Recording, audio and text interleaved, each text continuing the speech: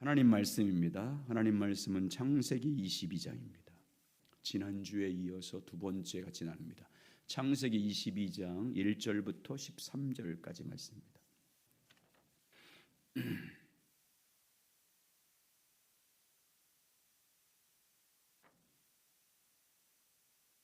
우리 같이 읽겠습니다. 창세기 22장 1절부터 13절입니다. 시작.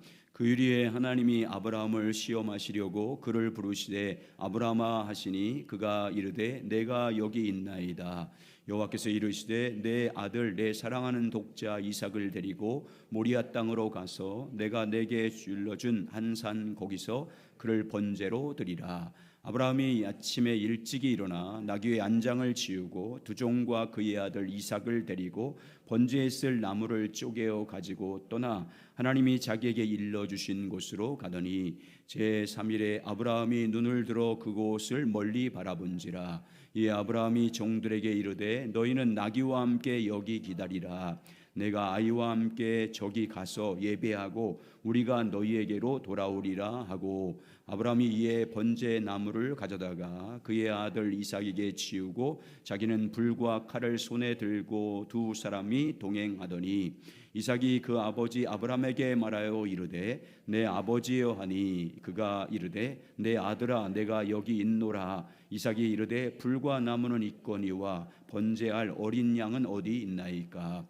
아브라함이 이르되 내 아들아 번제할 어린 양은 하나님이 자기를 위하여 친히 준비하시리라 하고 두 사람이 함께 나아가서 아브라함이 그에게 일러준 그곳에 이른지라. 이에 아브라함이 그곳에 제단을 쌓고 나무를 벌려놓고 그의 아들 이삭을 번벽하여 제단 나무 위에 놓고 손을 내밀어 칼을 잡고 그 아들을 잡으려 하니 사자가 그늘에서부터 그를 불러 이르시되 아브라함아 아브라함아 하는지라. 아브라함이 그에게 이르되 내가 여기 있나이다 하매 사자가 이르되 그 아이에게 내 손을 대지 말라. 그에게 아무 일도 하지 말라. 내가 내 아들 내 독자까지도 내게 아끼지 아니하였으니 내가 이제야 내가 하나님을 경외하는 줄 아노라.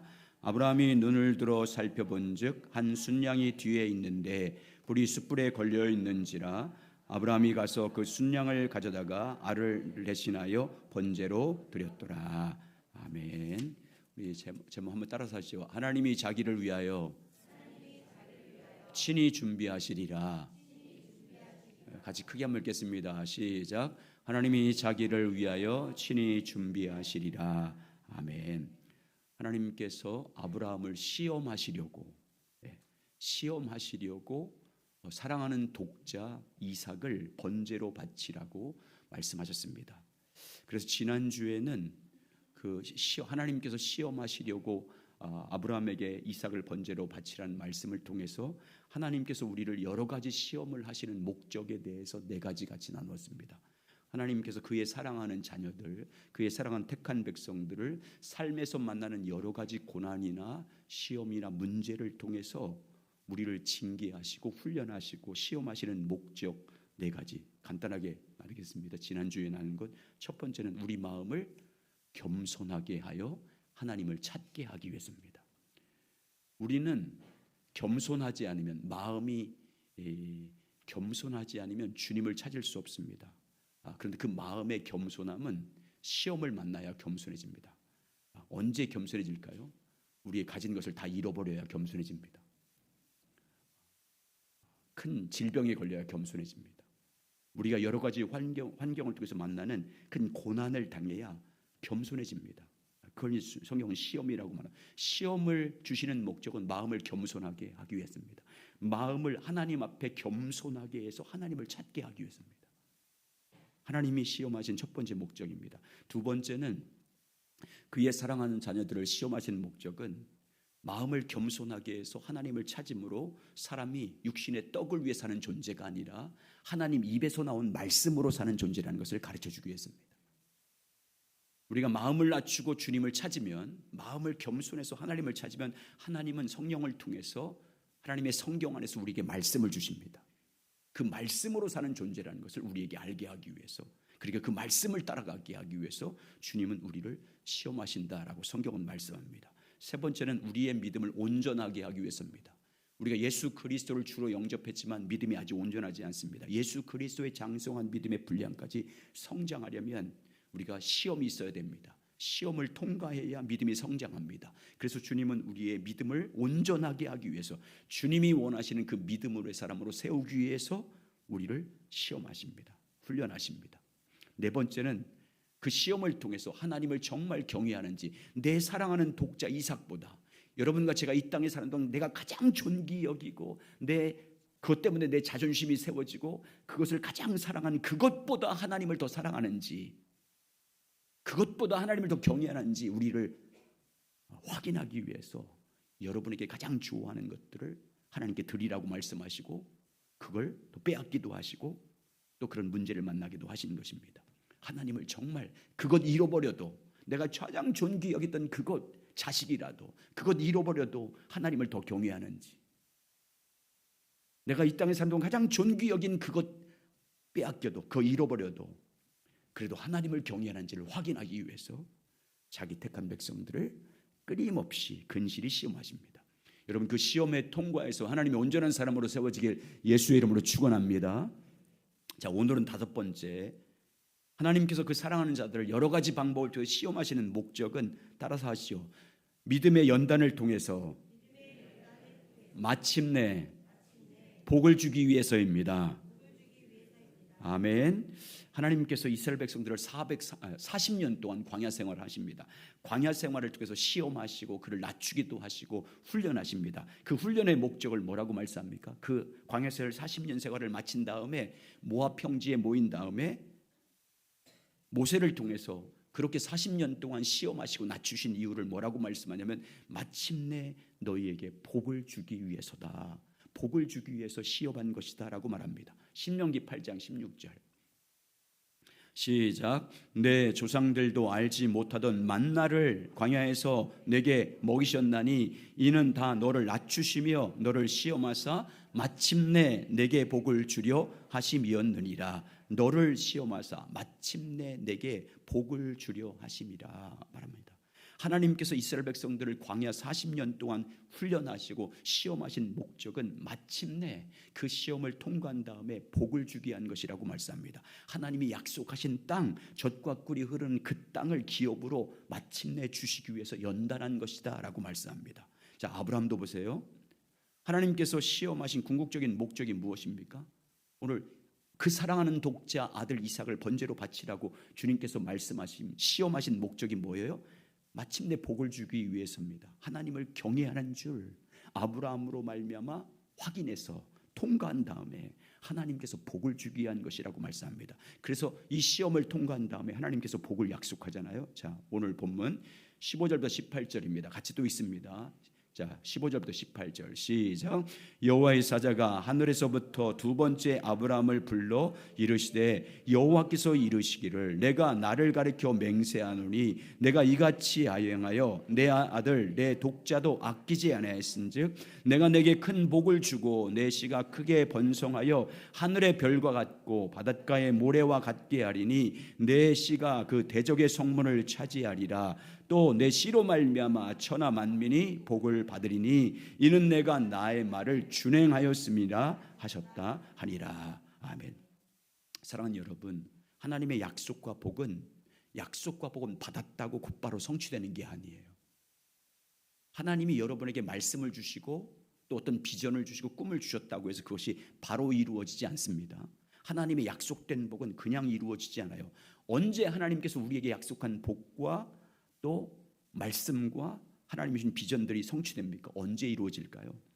믿음을 통과해야 하나님의 약속이 우리 가운데 이루어집니다. 우리가 믿음의 사람으로 성숙해야 하나님은 그 믿음을 보시고 약속했던 복을 주십니다. 하나님이 원하는 사람으로 성숙돼야 됩니다. 다시 말해 하나님을 진정으로 경외하는 사람이 되어야 약속된 그 약속의 말씀이 성취되기도 하고 그 복이 성취됩니다. 그래서 마침내 믿음으로 하나님의 약속한 복을 받게 하시려고, 하나님이 약속한 그 복의 사람이 되게 하시려고 끊임없이 사랑하는 사람들, 자기 사랑하는 사람들을 연단하십니다. 시험을 통해서 훈련하십니다. 그래서 사도 바울은 이것을 어떻게 표현했어요? 우리의 만나는 모든 것을 합력해서 뭐가 되게 하신다고요? 선이 되게 하신다. 로마서 8장 28절 시작. 우리가 알거니와 하나님을 사랑하는 자 곧 그의 뜻대로 부르심을 입은 자들에게는 모든 것이 합력하여 선을 이루느니라. 하나님이 사랑하는 자들, 하나님의 그 뜻대로 부르심을 받은 사람들만 다 연단하십니다. 만나는 모든 것을 다 합력해서 결국은 선이 되게 하신다.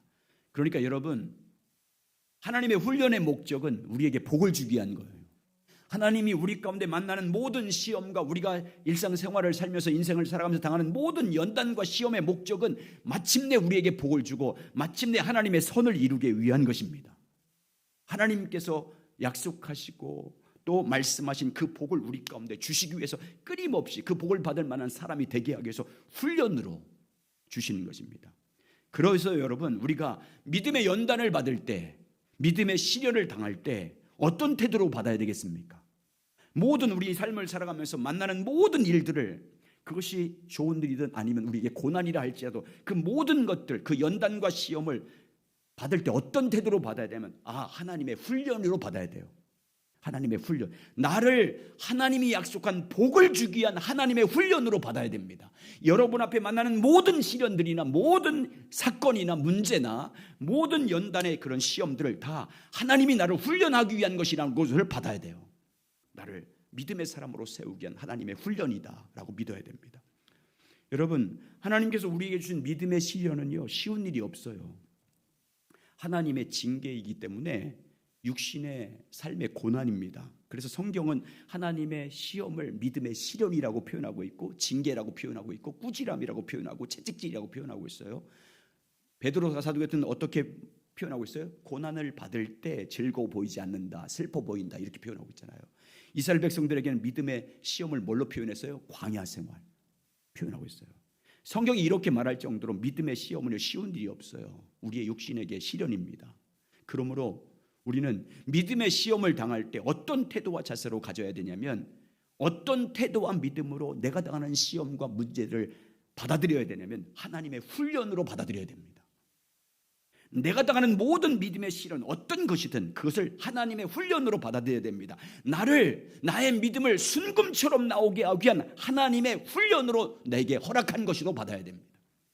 여러분이 지금 어떤 크고 작은 시험을 받을 때 그 모든 시험을 대하는 여러분의 태도는 마침내 나를 복을 주기 위해서, 합력해서 선을 이루기 위해서, 나를 온전한 믿음의 사람으로 세우기 위해서 지금 나를 다루시는 하나님의 훈련으로 믿어야 됩니다. 그래야 그 시험 당할 때 내가 전심을 다해서 하나님을 구할 수 있어요. 내가 만난 모든 사건과 사고와 모든 문제들을 하나님 찾는 기회로 삼을 수 있다고요. 하나님의 훈련으로 받아들여야. 그래서 그 문제 앞에서 하나님의 뜻을 구하게 되고 그 뜻을 따르기 위해서 하나님을 찾는 자가 되는 거예요. 훈련으로 받아야. 그렇지 않으면 어떻게 될까요? 날마다 원망하는 거예요. 그 문제 앞에서 날마다 시험 당할 때마다 불평하게 돼 있어요. 자, 이스라엘 백성들 보세요. 하나님께서요, 해방시킨 구원한 이스라엘 백성들 곧바로 가나안으로 인도하지 않아요. 약속한 땅은 가나안이지만 가나안으로 곧바로 데리고 가지 않는 이유가 뭡니까? 어디로 들어가요? 먹을 양식도 없고 마실 물도 없고 가야 할 길도 없는 광야로 이스라엘 백성들을 인도한 하나님의 목적이 뭐겠어요? 아니, 곧바로 11일이면 가거든요. 걸어서 갈 수 있는데 그렇게 하지 않아요. 40년을 돌게 만들어요. 왜 그럴까요? 왜? 개고생시키려고? 아니에요. 훈련이에요. 하나님의 훈련이에요. 하나님만 바라보는 훈련을 시켜요. 그 땅에서는 어떤 것도 살 수 없기 때문에 오직 하나님 한 분만을 바라보고 하나님만 믿는 믿음의 훈련을 시키기 위해서 광야로 인도하는 거예요. 마침내 복을 받기에 합당한 사람으로, 가나안을 기업으로 받기에 합당한 사람으로 키우기 위해서 40년 풀무불 속에 집어넣어서 훈련시키는 거예요. 하나님이 크게 쓸 사람들을 더 강하게 훈련시켜요. 그런데 이스라엘 백성들은 어떤 태도로 믿음의 훈련을 받아들였습니까? 광야의 고난을요, 하나님의 훈련으로 받지 않았어요. 복을 주기 위한 하나님의 훈련으로 받아들이지 않았어요. 하나님을 믿음으로 사는 훈련으로 받아들이지 않았어요. 그래서 어떻게 합니까? 고난 만날 때마다 원망하잖아요. 쓴물 만나, 뭐예요? 갑자기 마라에서 쓴물 만나도 원망하죠. 먹을 것이 없다고 원망하죠. 먹을 것 주니까 또 맨날 참외 수박 안 준다고. 광야, 애국에서 먹던 거 안 준다고. 세상에서 재밌게 먹던 거 그런 거 안 준다고. 시간 날 때마다 원망하고 불평하고, 물 안 준다고 불평하고, 계속 불평만 해요. 하나님을 찾는 방편으로 삼지 못해요. 결국 어떻게 됩니까? 하나님의 훈련으로 받지 못하고 날마다 원망하고 불평한 그들은요, 하나님의 훈련을 통과하지 못해요. 그래서 광야에서 그야말로 개고생하다 다 죽어요. 약속한 땅 못 들어가요. 복 못 받아요. 하나님의 훈련을 통과하지 못함으로 약속한 땅에 들어가지 못해요. 오직 여호수아 갈렙 두 사람만 통과해요. 마침내 복을 받아서 가나안 땅에 들어가요. 자, 오늘 보세요. 아브라함 보세요. 하란 땅에서 75세의 부름을 받습니다. 하나님의 부르심을 받아서 가나안 땅에 정착하게 됩니다. 하나님의 인도하심을 따라 갈 바를 알지 못하고 왔습니다. 근데 가나안 땅에 갔더니 여러분 평탄합니까? 여러분 고난이 시작돼요. 기근으로 인해서 어려움을 당하기도 하고 여러 번 믿음에 실패도 합니다. 그렇지만 궁극적으로 아브라함은 가나안에서 받는 고난을 믿음으로 받아들였어요. 하나님의 훈련으로 받아들였습니다. 온전한 믿음의 사람으로 복을 주시기 위한 훈련으로 받아들였습니다. 그 결과가 뭐예요? 믿음의 훈련을 25년 받아요. 25년 동안 75세의 부르심을 받아서 참 오늘 본문에 나오는 22장의 믿음이 되기까지 25년 훈련을 받아요. 그 결과가 뭡니까? 100세에 낳은 아들 이삭까지도 바치는 믿음의 사람이 되잖아요. 하나님을 믿되 이삭을 죽여도 살리실 하나님을 믿는 사람이 됩니다. 없는 것을 있는 것으로 부르신 하나님, 약속하신 것은 반드시 이루시는 하나님에 대한 믿음의 사람으로 전혀 흔들림이 없는 사람이 되었다라고 성경은 소개하고 있어요. 자, 로마서 4장 17절부터 22절입니다. 자, 아브라함의 믿음이 이렇게 됐어요. 자, 로마서 4장 17절부터 22절 시작. 기록된 바 내가 너를 많은 민족의 조상으로 세웠다 하심과 같으니 그가 믿은 바 하나님은 죽은 자를 살리시며 없는 것을 있는 것으로 부르시는 이시니라.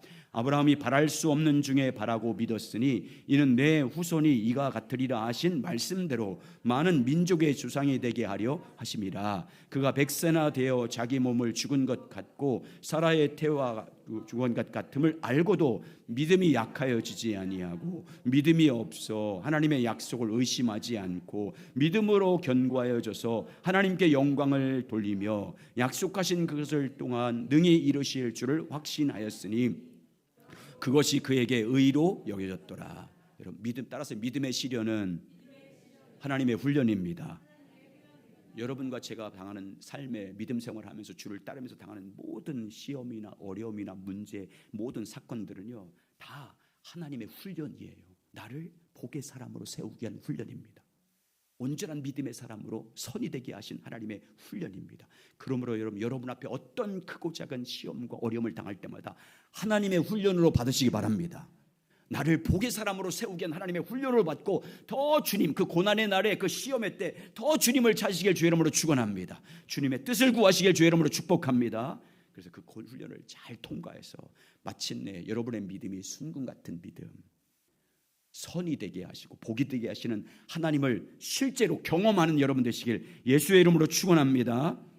자, 그러면 우리가 믿음의 시련을 받을 때 또 어떤 자세로 받아야 되는지, 첫 번째는 하나님의 훈련으로 받아야 되고, 또 성경은 뭐라고 말합니까? 따라서 하시죠. 시험을 당할 때 온전히 기쁘게 여기라, 그 말씀하십니다. 야고보서 1장 2절과 4절 시작. 내 형제들아 너희가 여러 가지 시험을 당하거든 온전히 기쁘게 여기라. 이는 너희의 믿음의 시련이 인내를 만들어내는 줄 너희가 알미라. 인내를 온전히 이루라. 이는 너희로 온전하고 구비하여 조금도 부족함이 없게 하려 함이라. 여러분 여기 야고보 사도가, 예수님의 친동생이었던 야고보가 예루살렘 총감독이었잖아요. 총감독이었을 때 이때 보낸 편지의 대상이 누구냐면 소아시아에 있는 성도들이에요.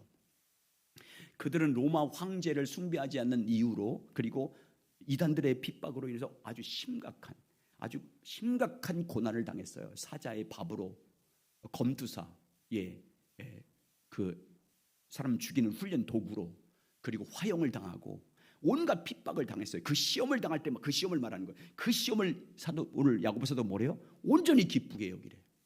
그 시험을, 그 죽음의 위기 앞에서는 그 시련을 기쁘게 여기라고 말씀하고 있어요. 왜 시험을 당할 때 야고보 사도는 온전히 기쁘게 여기라고 말씀했을까요? 뭐를 만들어내기 때문에? 인내를 만들어내기 때문이다. 인내를 온전히 이루어서 너희로 하여금 조금도 부족함이 없고 온전한 믿음의 사람으로 세우게 한 것이기 때문에 온전히 기쁘게 여기라고 말씀하고 있어요. 너희를 그 시험을 통해서 마침내 복이 되게 하실 하나님이 있기 때문에 너는 시험을 당할 때 기쁘게 여기라고 말씀하고 있어요. 그 시험을 통해서 너를 하나님의 온전한 사람으로, 의와 평강의 사람으로, 모든 것을 이길 수 있는 믿음의 사람으로 너를 만들기 위한 것이기 때문에 시험 당할 때 낙심하지 말고 인내함으로 그 시험을 기쁘게 여기라고 말씀하고 있어요. 베드로 사도도 마찬가지예요. 베드로 전서 후서도 계속해서 고난에 대해서 말하잖아요. 영광이라고 말해요. 영광. 여러분, 믿음의 시련을 당할 때 하나님께서 약속하신 그 놀라운 하나님의 경륜과 훈련과 비밀이기 때문에, 그걸 통과한 사람들에게 주신 약속이기 때문에, 놀라운 복이 약속되기 때문에 여러분 어떤 일 만나든지 주님의 은혜 안에서 성령의 도우심을 받아 기쁨으로 잘 감당해서 승리하시길 예수의 이름으로 축원합니다.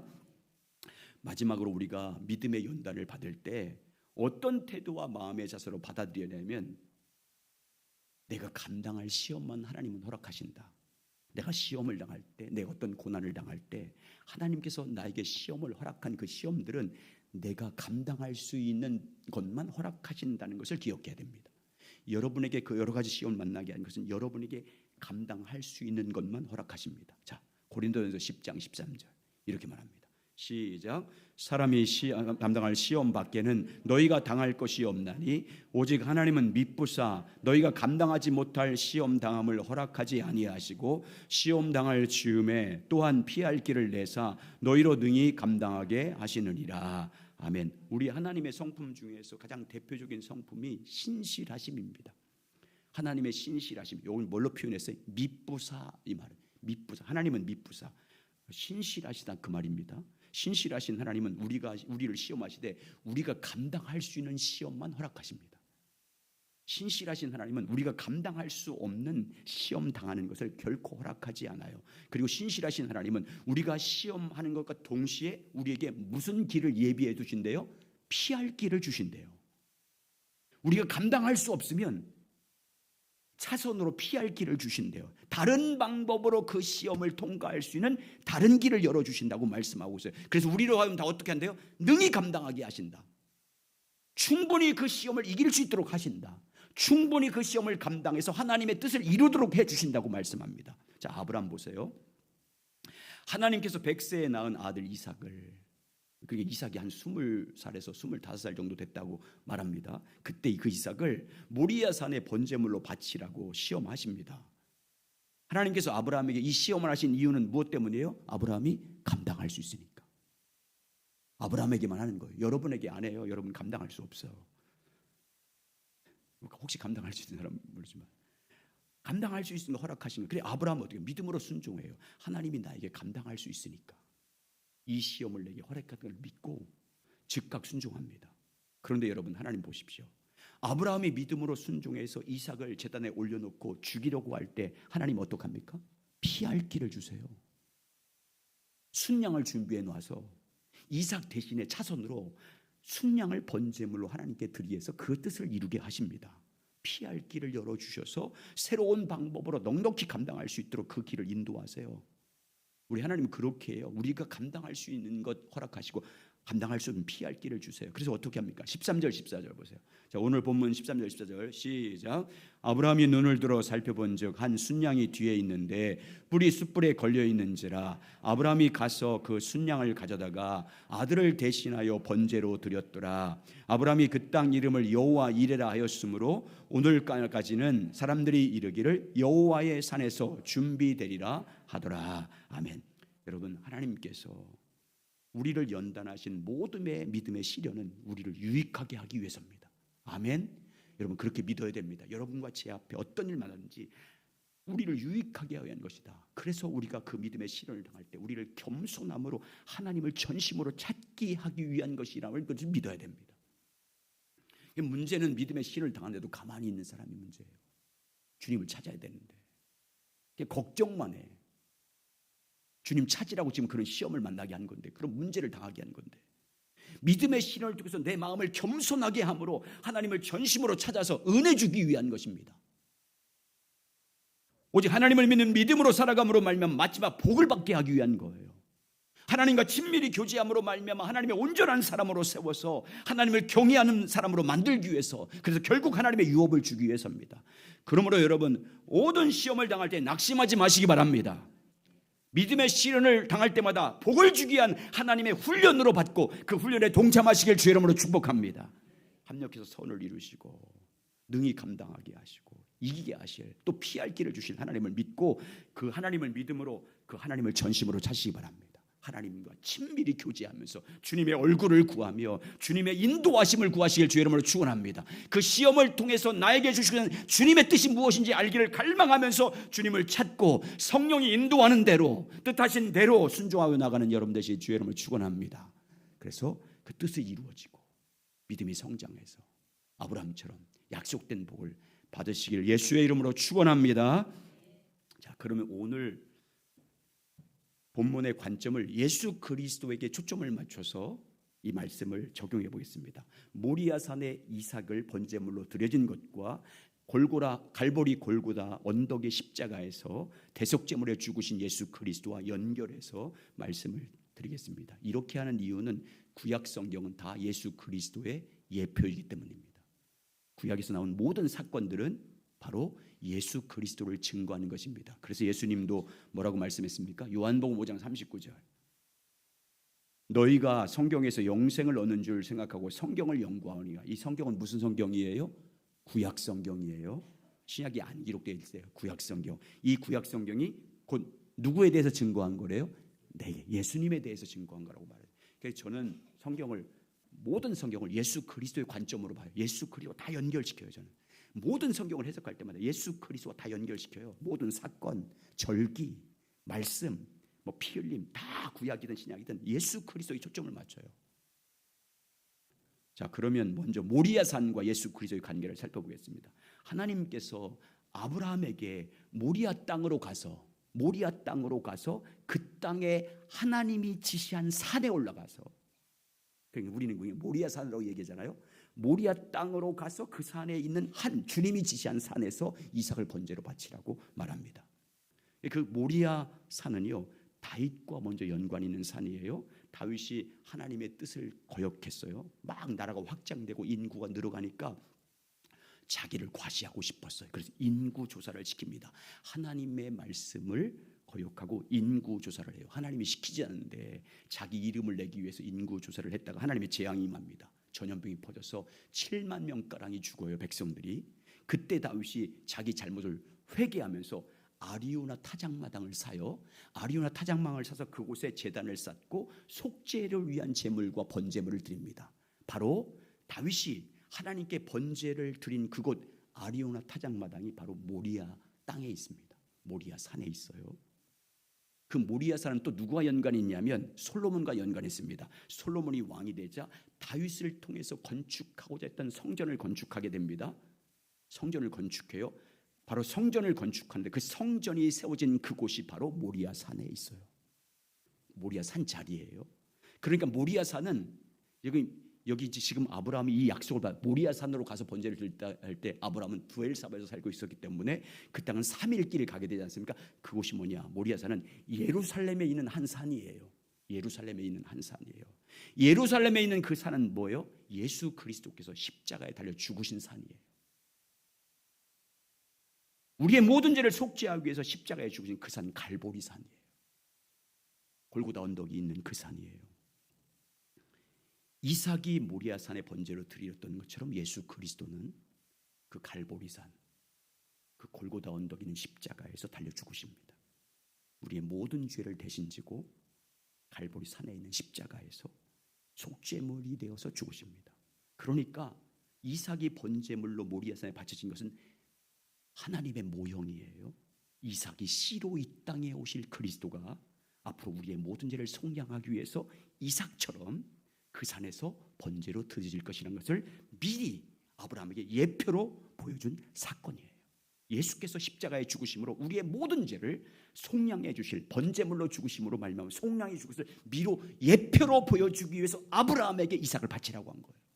그리스도를 보여주기 위해서, 그리스도를 모형으로 보여주기 위해서 아브라함의 그 명령을 한 거예요. 자, 모리아산에서 하나님께 번제물로 드린 이삭을 보십시오. 아버지 아브라함이 자신을 제단을 올려놓고 죽이려고 하죠. 어떻게 합니까? 이삭이 죽기까지 복종해요. 아버지에게.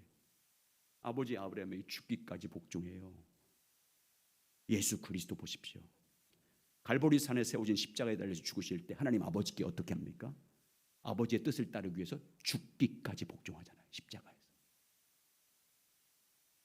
하나님의 아들의 모든 영광을 버리고 십자가에서 죽기까지 복종해요. 아버지 뜻을 따르기 위해서, 순종하기 위해서 죽기까지 복종합니다. 이걸 빌립보서 2장 6절과 8절 이렇게 말해요. 같이 읽습니다. 시작. 그는 근본 하나님의 본체시나 하나님과 동등됨을 취할 것으로 여기지 아니하시고 오히려 자기를 비워 종의 형체를 가지사 사람들과 같이 되었고 사람의 모양으로 나타나사 자기를 낮추시고 죽기까지 복종하셨으니 곧 십자가에 죽으심이라. 예수님이 십자가에 죽은 것은 아버지 뜻을 따르기 위해서 죽은 거예요. 아버지 뜻에 복종하기 위해서 죽으신 거예요. 죽기까지 복종해요. 하나님 아버지가 어떻게 합니까? 아들 예수 그리스도께서 자기의 뜻을 따르기 위해서 죽기까지 복종하니까 어떻게 해요? 아버지 하나님께서 죽은 자 가운데서 그 아들을 살려요. 이삭을 살린 것처럼 그리스도를 죄와 사망의 법에서 다시 살립니다. 그리고 모든 이름 위에 가장 뛰어나게 하세요.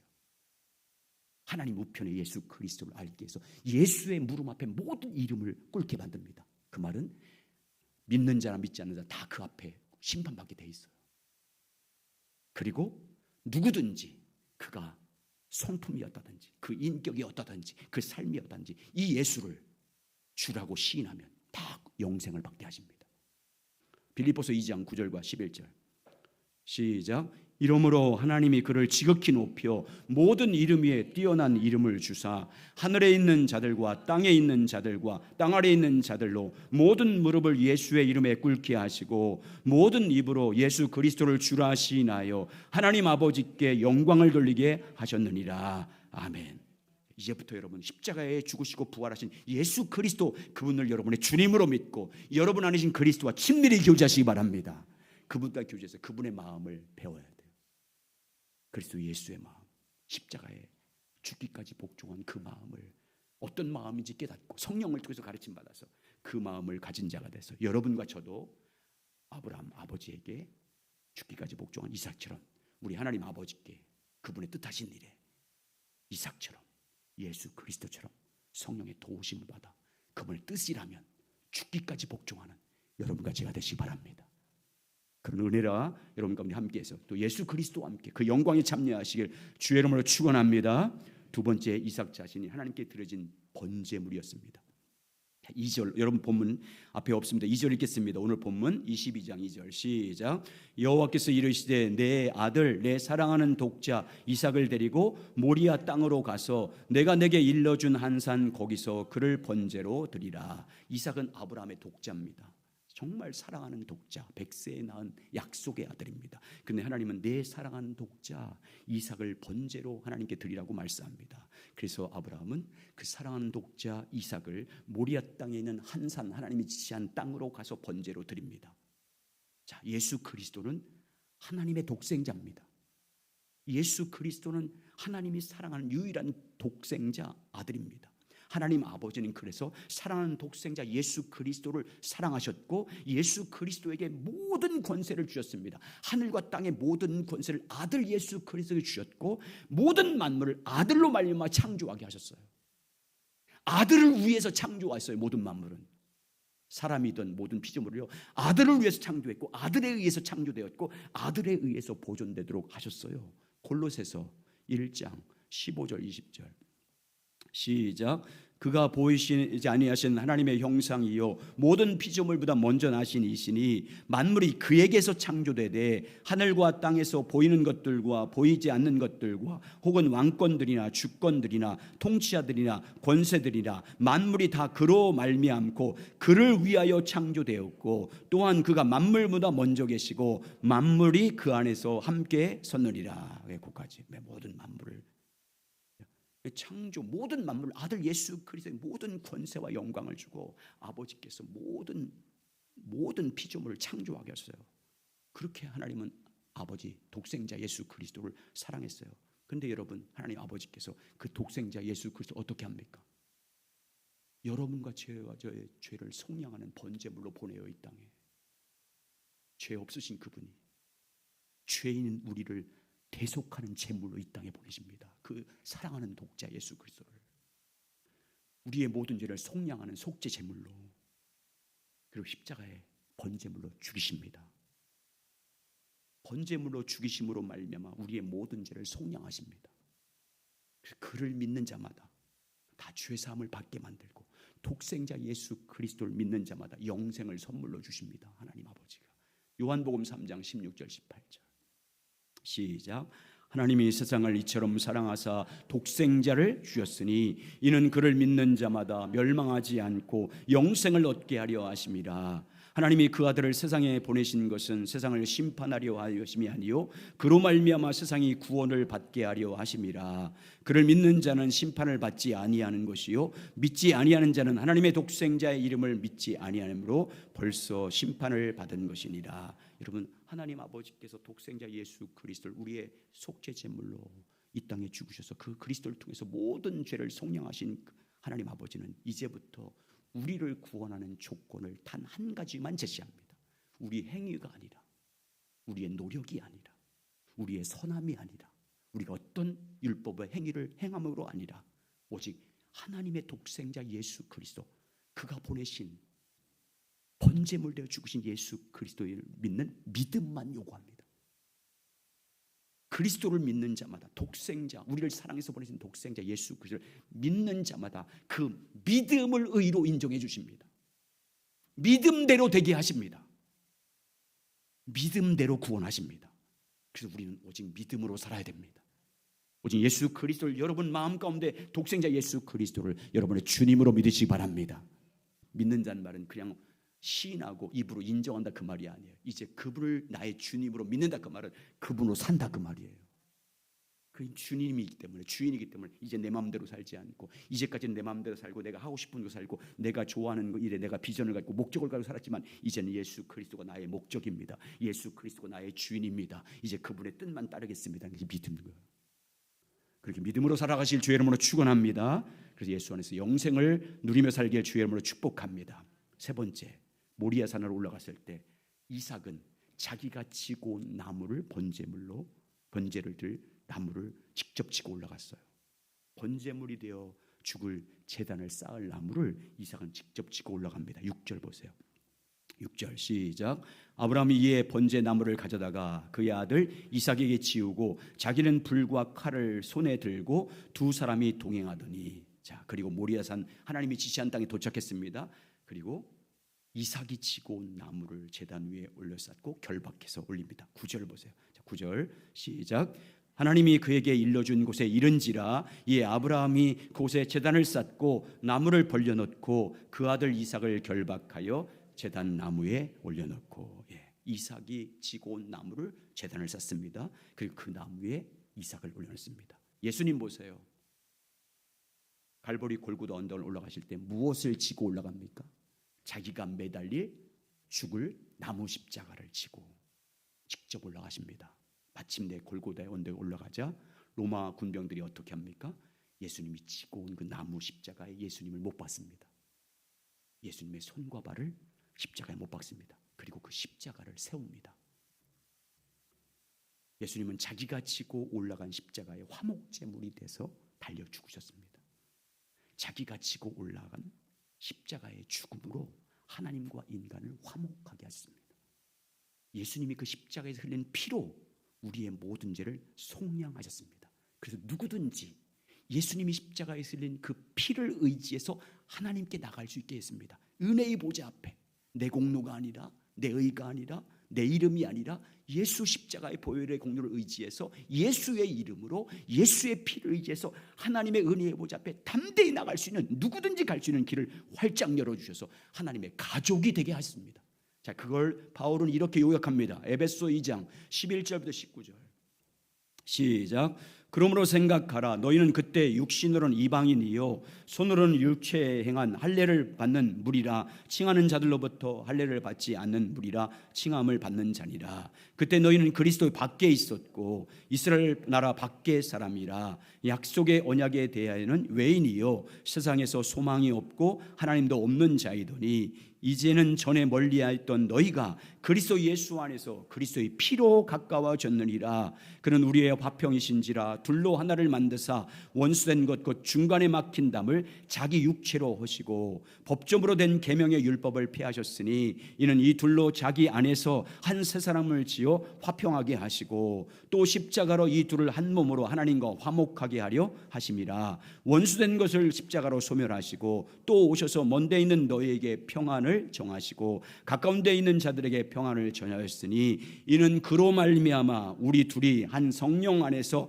아버지께 나아감을 얻게 하려 하심이라. 그러므로 이제부터 너희는 외인도 아니요 나그네도 아니요 오직 성도들과 동일한 신임이요 하나님의 권속이라. 하나님의 권속이라. 하나님의 가족이라 그 말입니다. 그러니까 이삭은 예수 그리스도의 모형이에요. 이삭을 번제물로 드리라고 한 것은요 예수 그리스도의 십자가의 대속 사건을 예표로 미리 보여준 거예요. 하나님께서 예수 그리스도의 십자가를 통해서 인간의 모든 죄를 속량하실 것을, 그래서 그리스도를 통해서 구원받게 하고 그리스도를 통해서 하나님 아버지께 나갈 수 있는 길을 열어주기 위해서 이삭을 번제로 바치라고 한 거예요. 그래서 예수님이 십자가에 죽으실 때 지성소의 휘장이 찢어진 거예요. 하나님의 이제는 진노의 보좌가 아니에요, 심판의 보좌가 아니에요, 은혜의 보좌로 바뀐 거예요. 은혜의 보좌에 나갈 수 있는 길을 열어줬어요. 그리고 그렇게 예표로 보여주다가 때가 참에 예수 그리스도 오셔서 십자가에 죽으심으로 하나님께 갈 수 있는 길을 열어주셨어요. 영생의 길, 구원의 길, 십자가에 흘린 피로 모든 죄를 속량해 주셨습니다. 여러분과 제가 당해야 할 십자가 죄의 저주와 심판과 형벌을 이미 예수께서 십자가에서 다 갚으셨습니다. 그리고 그 보혈을 의지해서 하나님께 갈 수 있는 유일한 길을 열어주셨습니다. 여러분, 예수 그리스도만이 하나님께 갈 수 있는, 구원받을 수 있는 유일한 길입니다. 유일한 생명입니다.